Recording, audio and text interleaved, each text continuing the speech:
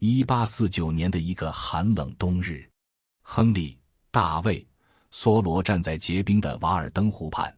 凝视着远处的森林。3年前，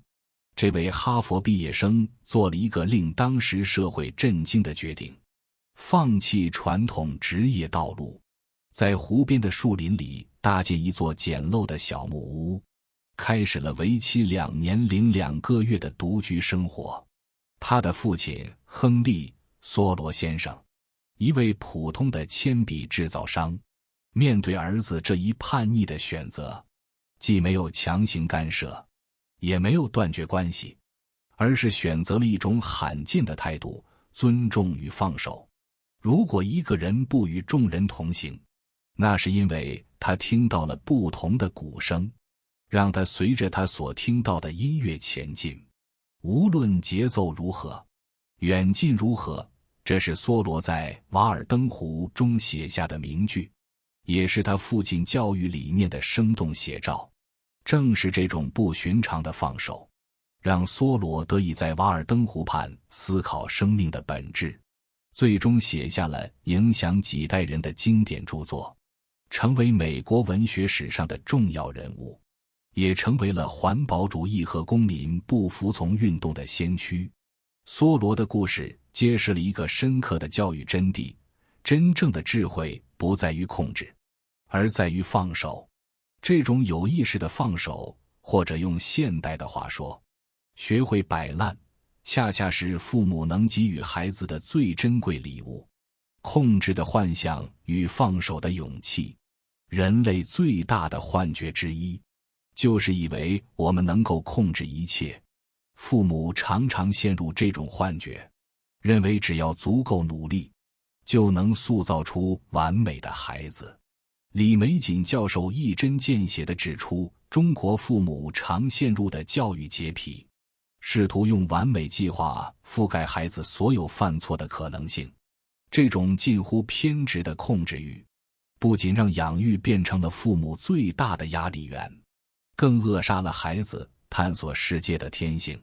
美国著名心理学家卡尔·罗杰斯在他的著作《成为一个人》中写道：当我放弃了试图控制他人时，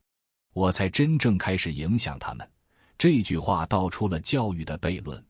越是想要控制孩子，就越容易失去对他们的真正影响力。英国哲学家约翰·洛克在17世纪就已经认识到这一点。在他的教育漫画中，洛克强调教育的目的不是灌输知识，而是培养一个能够独立思考和学习的人。他写道，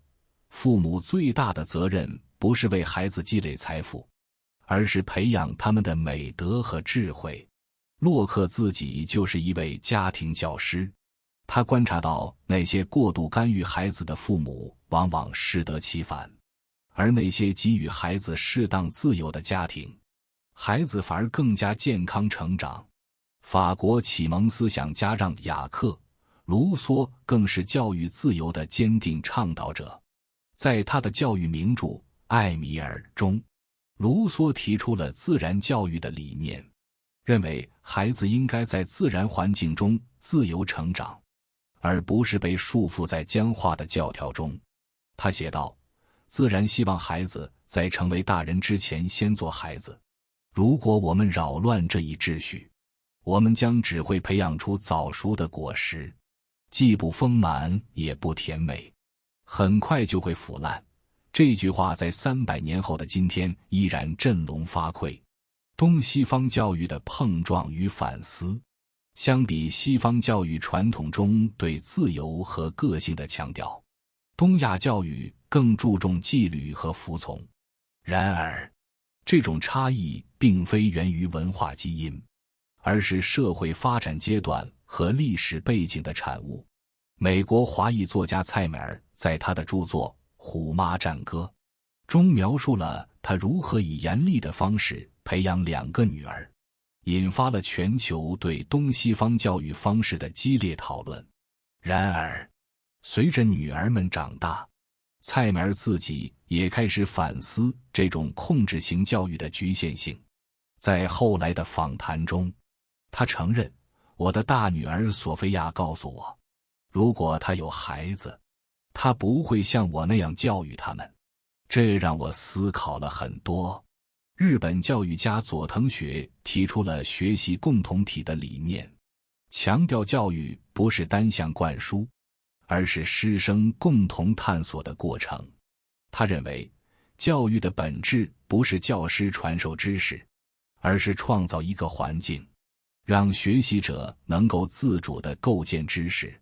这种理念与中国古代哲学家孟子的因材施教不谋而合。在《道德经》第17章，老子描述了统治者的4种境界：太上，下之有之；其次，亲而誉之；其次，畏之；其下，侮之。翻译到亲子关系中，最高明的父母是让孩子感知存在却不干涉，次一等的是用亲密关系施压，再次是用恐惧控制，最差的则是被孩子轻蔑。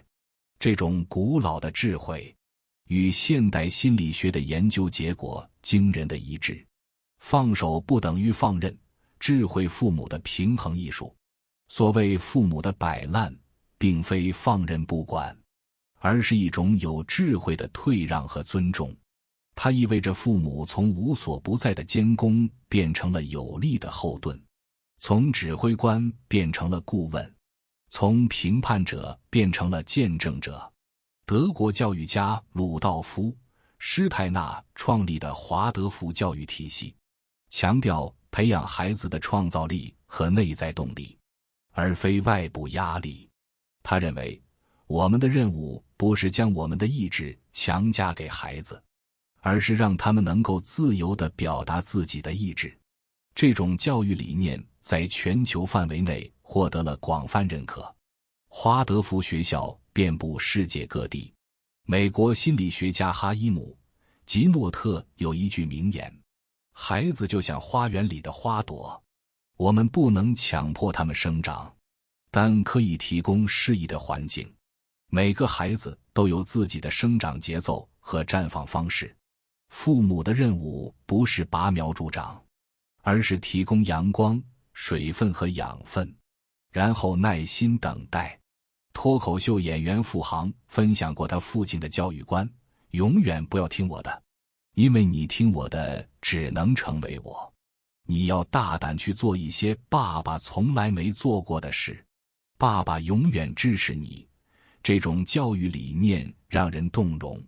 因为它承认了每个生命的独特性和不可复制性。相比之下，传统东亚教育中的控制欲往往导致孩子成为空心人，外表光鲜但内在空洞，缺乏自我管理能力和面对真实世界的勇气。现代科学对自由教育的支持。现代神经科学研究表明，过度控制和压力会激活大脑的杏仁核，触发战或逃反应，抑制前额叶皮质的发展，而前额叶皮质负责高级认知功能，如计划、决策和自我调节。哈佛大学教育学院的研究发现，那些在童年时期有更多自主探索机会的孩子，在成年后表现出更强的创造力和问题解决能力。研究者杰克 ·P. 肖恩科夫博士指出，孩子需要足够的自由空间来发展自己的兴趣和能力，过度的干预和控制会扼杀他们的内在动力。美国心理学家爱德华·德西和理查德·瑞安提出的自我决定理论认为，人类有3种基本心理需求：自主性、胜任感和关联性。当这3种需求得到满足时，人们会表现出更高的内在动机和心理健康。相反，如果父母过度控制孩子，剥夺了他们的自主性，就会损害他们的内在动机和心理健康。芬兰教育被公认为世界上最成功的教育系统之一，其核心理念就是尊重孩子的自主性和个性。芬兰教育专家帕西·萨尔伯格在《芬兰教育的力量》一书中写道，芬兰教育的成功不是因为我们有更多的考试或更长的学习时间，而是因为我们给了孩子更多的自由和信任。两棵树的隐喻，健康的亲子关系。纪伯伦在《先知》中写道，你的孩子不是你的孩子，他们是生命自身的渴望，他们借你而来，却非为你而来。这段诗意的文字道出了一个残酷而美丽的真相：孩子不是父母的附属品或延伸，而是独立的生命个体，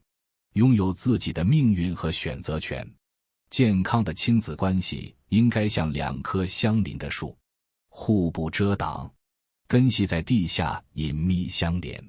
枝叶在空中各自追寻阳光。父母需要清楚认识，你是你，孩子是孩子。孩子不是你这棵参天大树上的一根树杈，而是一颗种子，未来要自己发芽生长。从心理学角度看，当父母将孩子视为自身的附属时，就会模糊自体和客体的界限。一旦孩子表现出独立意志，父母就会产生客体分离焦虑。这种焦虑不仅伤害父母自身的心理健康，也会通过情绪传染影响孩子。瑞士心理学家荣格曾说，父母最大的罪过不是严厉，而是将自己未实现的梦想强加给孩子。多少父母在孩子身上寻找自己人生的补偿和救赎，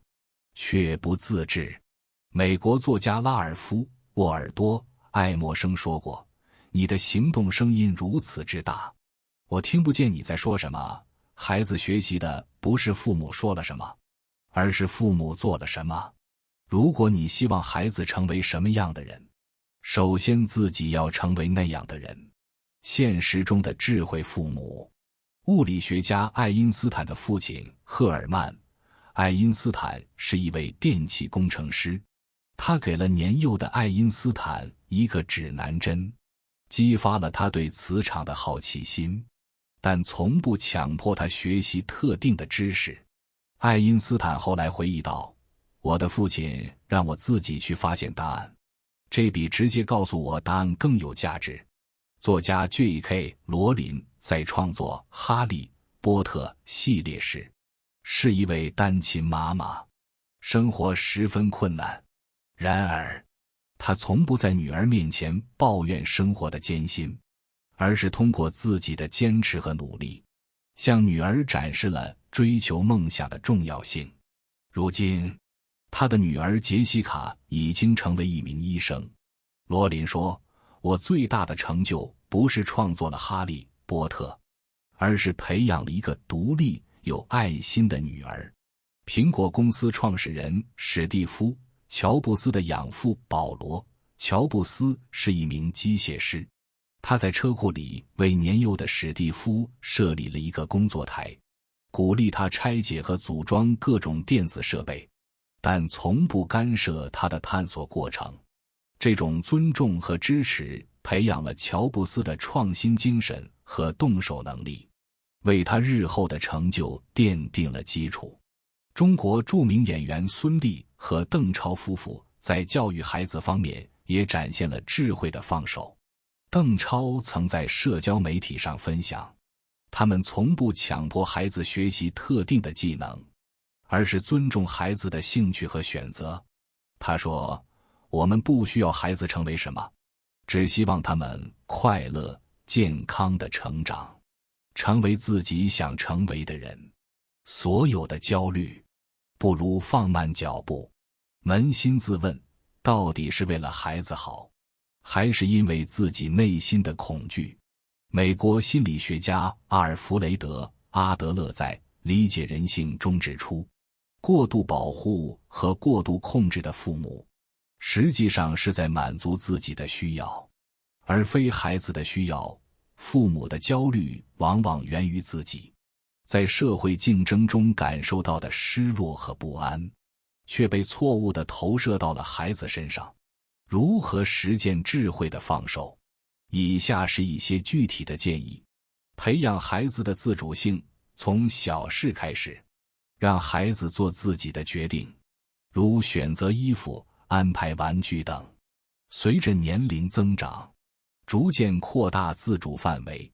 接纳失败和错误。当孩子犯错时，不急于批评或纠正，而是引导他们思考原因和解决方法。美国教育家约翰·杜威说过，我们不是从成功中学习，而是从失败中学习。关注过程而非结果，不要只看重考试分数或比赛名次，而是欣赏孩子的努力和进步。正如爱因斯坦所说，不是智力决定成就，而是性格决定成就。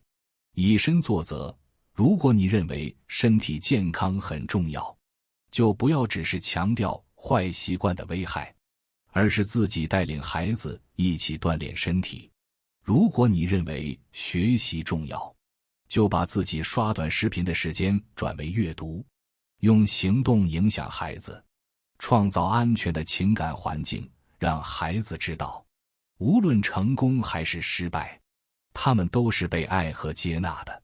美国心理学家卡尔·罗杰斯认为，当一个人感到被完全接纳时，他才能真正成长和改变。放手并非放任，智慧的放手需要父母具备敏锐的观察力和灵活的应对能力。就像风筝的比喻，放得太紧，风筝飞不高；放得太松，风筝会坠落。只有适度的松紧，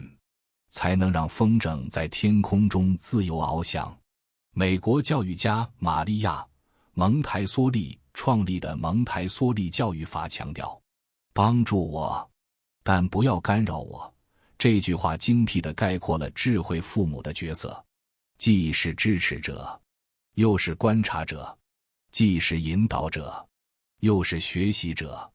英国儿童文学作家 C.S. 刘易斯有一句名言：孩子不需要更多的东西，他们需要的是我们自己。在忙碌的现代生活中，父母最珍贵的礼物不是物质和条件，而是真实的陪伴和无条件的爱。法国哲学家米歇尔·德蒙田说过，我们最大的恐惧不是我们不够好，而是我们强大的超乎想象。同样，父母最大的恐惧不是孩子不够好，而是孩子可能会超越自己的想象，走上一条自己无法理解的道路。在生命的交响曲中，每个人都有自己的音符和节奏。父母和孩子就像两个独立而又相连的乐章，各自精彩，有和谐共鸣。真正聪明的父母，不是那些把孩子培养成别人家的孩子的父母，而是那些帮助孩子成为最好的自己的父母。他们懂得，教育的最高境界不是控制，而是放手；不是塑造，而是启发；不是要求完美，而是接纳不完美。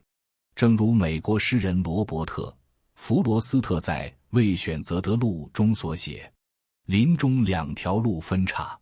而我选择了人迹较少的一条，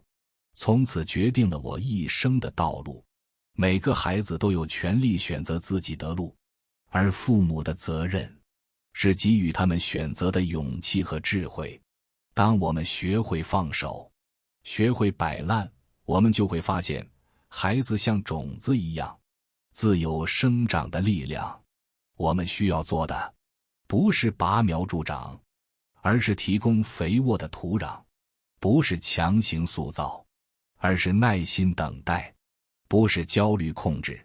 而是信任生命。也许，这就是教育的终极智慧：让花成花，让树成树，让每个生命都按照自己的方式绽放独特的光彩。你作为父母的强大和优秀，就是于孩子而言最好的教育和托举。而你最大的强大和优秀，恰恰在于有勇气放手，